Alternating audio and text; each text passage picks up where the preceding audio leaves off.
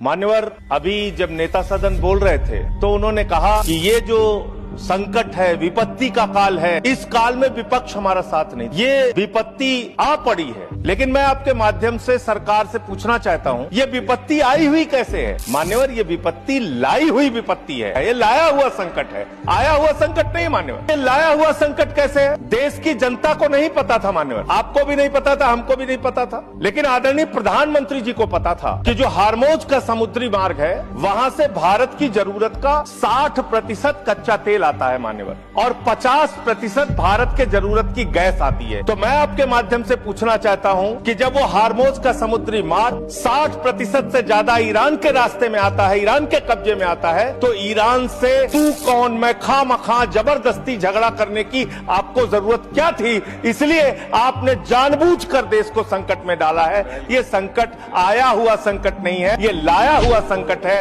और इस लाए हुए संकट के सबसे बड़े जो प्रायोजित किया है जिन्होंने संकट, उसका नाम है देश के प्रधानमंत्री आदरणीय नरेंद्र मोदी जी। मान्यवर, ये बात देश की जनता को पता होनी चाहिए। आपका परंपरागत मित्र है ईरान, और खुद प्रधानमंत्री ने माना है। प्रधानमंत्री जी जब गए थे ईरान की यात्रा में, उन्होंने कहा भारत और ईरान की दोस्ती इतिहास से भी पुरानी है। ये प्रधानमंत्री के वक्तव्य हैं। उन्होंने खामेनेई जी को कुरान की पांडुलिपि भेंट की थी 7वीं शताब्दी की मान्यवर। उन्होंने चाबार पोर्ट का समझौता किया था, जिसका बखान प्रधानमंत्री ने खूब किया कि भारत का व्यापार बढ़ जाएगा। 2019 तक भारत को ईरान से सस्ता तेल मिलता था, रुपए में तेल मिलता था, गैस मिलती थी, हमारा मित्रतापूर्ण संबंध था उनसे। लेकिन भारत के प्रधानमंत्री खामेनेई की मौत पे खामोश रहते हैं। 160 स्कूली बच्चे मार दिए जाते हैं, खामोश रहते हैं। और इतना ही नहीं मान्यवर, ईरानी नौसेना को हमने अपने युद्धाभ्यास में बुलाया, और जब वो नौसेना का जहाज वापस जा रहा था, 100 नौसैनिक मार दिए गए ईरान के,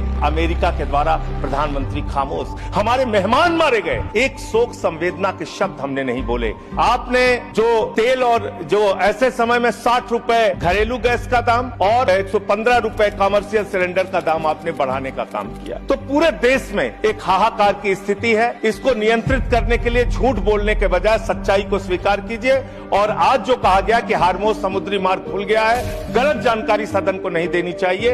हार्मोज समुद्री मार्ग से मात्र 2 जहाज आपके आए हैं, 22 जहाज अभी भी आपके रुके हैं। मैं शुभकामनाएं देता हूं कि आप वार्ता करके उस समस्या का समाधान करें।